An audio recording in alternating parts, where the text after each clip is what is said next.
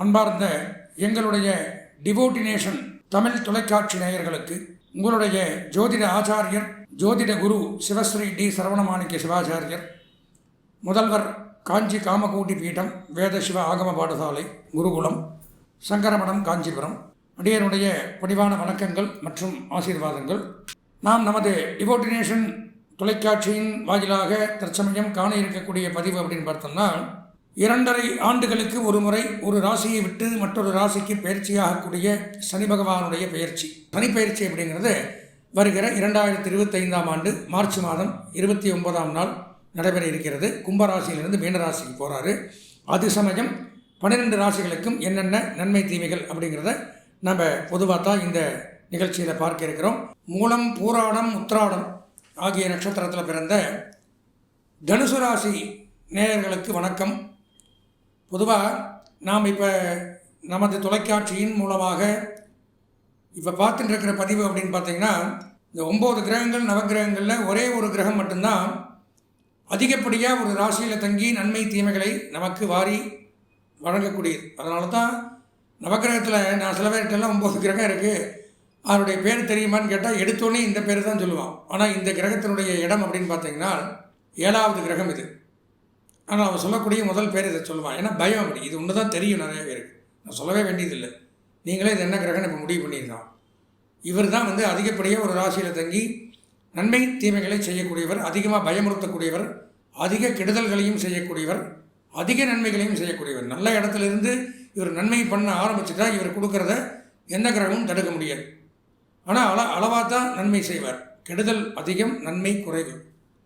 9 ராசிகளுக்கு கெடுதல், 3 ராசிகளுக்கு நன்மை. எப்போவுமே அந்த 3 ராசிகளும் ரொம்ப கீழே இருந்து அதீதமான உயரத்துக்கு டாப்புக்கு போக கொண்டே உட்கார வச்சுருவார். அவர் கொடுக்கணும்னு நினச்சிட்டா யாருமே மாற்ற முடியாது. அப்பேற்பட்ட ஒரு அருமையான கிரகம். புரிஞ்சிருக்கு உங்களுக்கு? அதே மாதிரி வச்சு செய்யணும்னு நினச்சா எந்த ஆளாக இருந்தாலும் சிவபெருமானாக இருந்தாலும் விடமாட்டார், பழி வாங்கிடுவார். அப்பேற்பட்ட கிரகம் யாருன்னு பார்த்தீங்கன்னா சனைஸ்வரன் பேர். சனைகி சரண், பொதுவாக சனீஸ்வரன் எல்லாம் சொல்கிறோம். சனீஸ்வரன்கிறதுக்கு வார்த்தையே கிடையாது. நிறையா ஜோதிடர்கள் ஈஸ்வரன் சிவபெருமான் கொடுத்தது சுத்தமாக சம்மந்தமே இல்லாத வாக்கியம் அது. சனைகி அப்படின்னா மெதுவாக அர்த்தம், சரண் அப்படின்னா நடக்கக்கூடியவன் அப்படின்னு அர்த்தம். சனைகி சரண், சனைஸ்சரண். அப்போ மெதுவாக நடக்கக்கூடிய கிரகம். 9 கிரகத்துக்கும் ஒவ்வொரு கிரகங்களுக்கும் ஒவ்வொரு வர்ணம் உண்டு, ஒவ்வொரு மொழி இருக்குது, ஒரு பாஷை இருக்குது, இது எல்லாத்துக்கும் இருக்குது. அதில் ஒவ்வொருத்தருக்கு தெலுங்கு, கன்னடம், தமிழ் இந்த மாதிரி பேசக்கூடிய கிரகங்கள், பிடிச்ச புஷ்பம், பிடிச்ச கலரு, பிடிச்ச திசை. இதில் சனிக்கு மேற்கு. கருப்புன்னு எல்லாம் சொல்கிறீங்களா, கருப்பு கிடையாது. சனி பகவானுக்கு நீலம், நீலாஞ்சன சமாபாசம், ரவி புத்திரம் யமாகிரஜம், சூரியனுடைய பையன், யமனுடைய தம்பி. சாயா மார்த்தாண்ட சம்பூதம். மார்த்தாண்டன்னா யார்?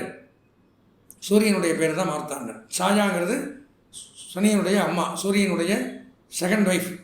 சாயான்னா நிழல், சூரியன்னா வெளிச்சம். நிழல் சூரியனுடைய தெரியாத மனைவி. அது ரெண்டுக்கும் அன்ஆத்தரைஸ்டாக பிறந்தவர் தான் சனி பகவான். நல்லா தெரிஞ்சுக்கணும். அப்போது இப்படியெல்லாம் அவருடைய கதையை எடுத்துனோம்னா, புராணம் எடுத்துனோம்னா நிறைய சொல்லலாம். நான் போகிற விஷயம் வேறு, அவரை பற்றி பெருமையாக பேசுகிறதுங்கிறது வேறு. அப்படி இருக்கும் பொழுது அவருக்கு இந்த மாதிரி உக்கிரமான சுபாவம், கொடூரமான எண்ணங்கள், கொடூரமான பழக்க வழக்கங்கள் இருக்கிறதுலே ரொம்ப டீசெண்டாக பிஹேவ் பண்ணுறதும் அன்டீசெண்டாக பிஹேவ் பண்ணுறதும் பார்த்தோம்னா, இவர் கீழ்த்தரமான எண்ணங்கள், கீழ்த்தரமான புத்திகள், கீழ்த்தரமான நடத்தைகள், அதுக்கெல்லாம் இவர் தான் அதிபதி. அந்த மாதிரி அவர் காலகட்டத்தில் அவர் கெடுதல் பண்ணும் பொழுது நம்மளையும் அந்த மாதிரி கொண்டு போய் வச்சிருவார். எப்படிப்பட்ட ஆளாக இருந்தாலும் அவனுடைய எண்ணம், செயல், சிந்தனை கீழ்த்தரமாயிரும். ஒரு நடவடிக்கை அந்த மாதிரி ஆயிடும். யாராக இருந்தாலும் சரி, நீ எல்லாம் இதை பண்ணலாமா, நீங்கள்லாம் இந்த இடத்துக்கு வரலாமா, என்னையே ஒருத்தர் கேள்வி கேட்பான். நான் என்ன பண்ண முடியும்? என்னுடைய நேரம் அப்படி இருந்தால் நான் இந்த இடத்துக்கு போய்தான் ஆகணும். இது யாரும் எதையும் மாற்ற முடியாது. அப்போது அந்த சனி வரும் காலகட்டத்தில் எதற்காக இதை சொல்கிறேன்னா, தனுசு ராசி இதெல்லாம் இப்போ அனுபவிக்க போகிறீங்க. இப்போ தனுசு ராசியான நமக்கு இவ்வளவு நாளாக மிகச்சிறப்பானதொரு நன்மை கொடுத்துருந்தார். நான் சொன்ன மாதிரி 3 ராசிக்கு நன்மை செய்வார்னு சொன்னதில் 3ஆம் இடம் ஃபஸ்ட்டு 3, 6, 11 3ஆம் இடமாக இருந்த தங்களுக்கு 3ஆம் இடத்திலிருந்து பயிற்சி ஆறார். எப்போது? மார்ச் மாதம் 29ஆம் நாள் 2025ஆம் ஆண்டு, அடுத்த வருஷம் மார்ச் மாதம். கும்பத்திலிருந்து மீனத்துக்கு பயிற்சியாகும் பொழுது தங்களுக்கு 4ஆம் இடம் அப்படிங்கிற இடத்துக்கு வரார். 4ஆம் இடத்திற்கு வரும் பொழுது அர்த்த அஷ்டமம்னு பேர். அர்த்தம்னா பாதி, அஷ்டமம்னா 8, 8ல் பாதி 4. 4ஆம் இடத்திற்கு வரும் பொழுது என்னென்ன நன்மைன்னு சொல்ல மாட்டேன், என்னென்ன தீமைகள் மட்டும்தான் கன்ஃபார்ம்டு தீமைங்கிறது. 8க்கும் 4க்கும் தீமைங்கிறது கன்ஃபார்ம் எப்போவுமே. அதில் எப்பேற்பட்ட தீமைகள் அப்படிங்கிறது நாம் பார்க்க போகிறோம். அதில் புலிப்பாணி சித்தர், நான் சொல்லலை இந்த பாடல்கள், புலிப்பாணி சித்தர் 18 சித்தர்களில் ஒருவரான புலிப்பாணி சித்தர் என்ன சொல்லியிருக்கார், அவர் பல 1000 வருடங்களுக்கு முன்னாடியே இதெல்லாம் நடக்கும், இப்படி தான் இருக்குங்கிறத பாடல்களாக எழுதி வச்சுட்டு போயிருக்கார். அந்த பாடல்களையும் பாடல்களுடைய விளக்க உரையும் பார்த்துட்டு அதுக்கு என்ன பரிகாரம் பண்ணலாம் அப்படிங்கிறதையும் தெளிவாக பார்க்கறது தான் இந்த பதிவு. அதனால் தனுசு ராசினியர்கள் கவனமாக இந்த பதிவை பாருங்கள். 4ஆம் இடத்துல சனி வரும் பொழுது என்ன ஆகுதுன்னு பார்த்தீங்கன்னா, கண்டங்கள் 4 கடுமையாம் சனி செய் நிற்கில். 4ஆம் இடத்துல சனி பகவான் வரும் பொழுது கண்டங்கள், நான் முதல்ல சொன்ன 8ஆம் இடத்துக்கு அதே பலன்தான், அதீதமான கண்டங்கள் உண்டாகும். அதாவது கண்டம் அப்படின்னாலே பொதுவாக தேவையில்லாத ஒரு பயம், தண்ணியில் கண்டம், போக்குவரத்தில் கண்டம், பேச்சில் கண்டம், பிரயாணத்தில் கண்டம், கண்டம்னா தப்பி பிழைப்பது அப்படிங்கிறது ஆகும். அப்போ 4 கண்டம் அப்படிங்கும் பொழுது பொதுவாக 4ஆம் இடத்துல வரும் பொழுது தப்பி பிழைச்சி தான் வாழணும். உயிர் பயம், உயிர் கண்டம், கண்டங்கள் 4 கடுமையாக ஏற்படும், தெரிஞ்சுக்கணும். ரொம்ப உடல் உபாதைகள், செத்து பிழைக்கிற நேரம் அப்படிங்கிறது தான் கண்டம், வெளிப்படையாக சொல்லிட்டேன். தண்டங்கள் மிக உண்டாகும், தண்ட செலவுகள், தொட்டதுக்கெல்லாம் தண்ட செலவு. ₹1 முடிகிற வேலை 10,000 ரூபா.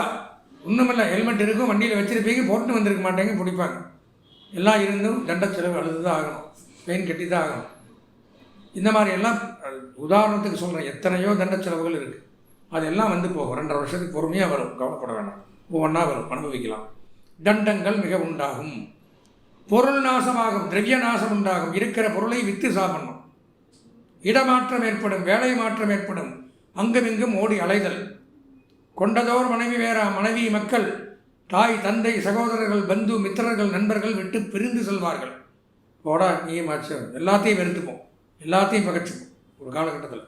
குறித்து செட்டு நஷ்டம், எல்லாம் முடிஞ்சது. குறிப்பாக எந்த காரியத்தை செய்வோம், யாரை நம்பி நாம் இதை இறங்கி மற்றவனை பைத்துக் கொள்ளிக்கிறோமோ நம்புகிறவன் நம்மளை கைவிடுவான். இப்போ தனிமையில் நினைப்போம், அழுதுண்டு யாரும் உதவி பண்ண மாட்டாங்க, நஷ்டம் ஏற்படும்.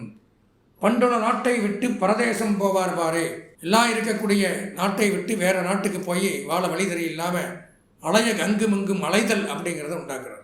மிக மிக மோசமாக இருக்கக்கூடிய அமைப்பு. அது என்ன விளக்க உரையில் என்ன போட்டிருக்காரு 4ஆம் இடத்துல, ஸ்திரீகள் பந்துக்கள் பொருள் நாற்றம், சொந்த பந்தம், பெண்கள், பொருள், இவர்களுடைய நாசம் ஏற்படுது.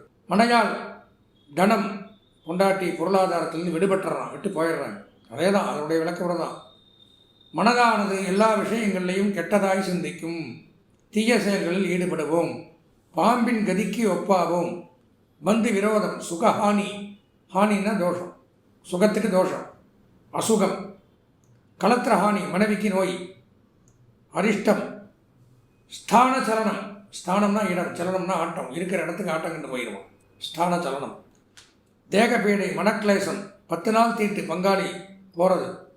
இந்த மாதிரி பலவிதமான துன்பங்களை மட்டுமே போட்டிருக்காரு.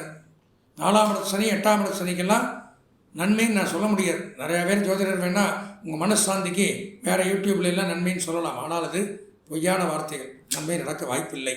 இப்போ என்ன பண்ணுறது, டிசீஸ் வந்தாச்சு, ட்ரீட்மெண்ட் தான் அடுத்தது. டைரெக்டாக என்ன ட்ரீட்மெண்ட், கண்டிப்பாக நம்ம சொந்த ஜாதகத்தை பார்க்கணும், அதுதான் ட்ரீட்மெண்ட். தனுசு ராசினியர்கள் சொந்த ஜாதகத்தை ஒரு முறை பார்த்து அந்த நம்மளுடைய ஓன் ஜாதகத்தில் பிறந்த நேரத்தில் இருந்த குறிப்பில் சனி பகவான் எங்கே இருக்கார், என்ன பண்ணுறார், நன்மை செய்கிறாரா, என்ன தசாபுத்தி நடக்குது, பார்வை, இதெல்லாம் பார்க்கணும். பார்த்து அதில் நன்மை தந்தால் இதை பற்றி டோன்ட் வரி, கவலைப்பட வேண்டாம்.